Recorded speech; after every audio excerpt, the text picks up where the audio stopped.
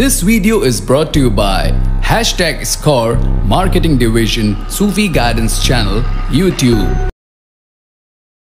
करने वाला काम था आपने किया, उसको ये बात बुरी लगी और कुछ भी नहीं। सेकंड चीज ये क्या ना, मेरा सबसे छोटा वाला बेटा जो है वो हॉस्पिटलाइज हुआ था और मैंने उसको आपको वहां से ही कॉल की थी कि इसकी तबीयत बहुत ज्यादा खराब है और स्टमक पेन है, उसका फीवर जो है ना वो उतर नहीं रहा था, 104 पे चला गया था और था कुछ भी नहीं, बस वो रेड सेल्स जो हैं वो कम हो गए थे, ज्यादा हो रहे थे, कभी कम हो रहे थे। तो आपने बोला था कुछ नहीं होगा, सुबह तक देखना सब कुछ नॉर्मल हो जाएगा।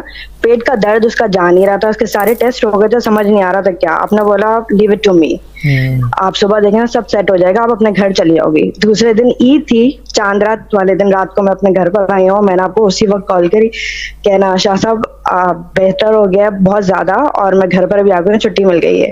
तो आपने बोला देखा हो गया ना काम।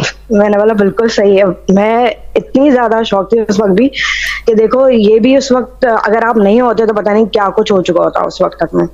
कुछ नहीं होता।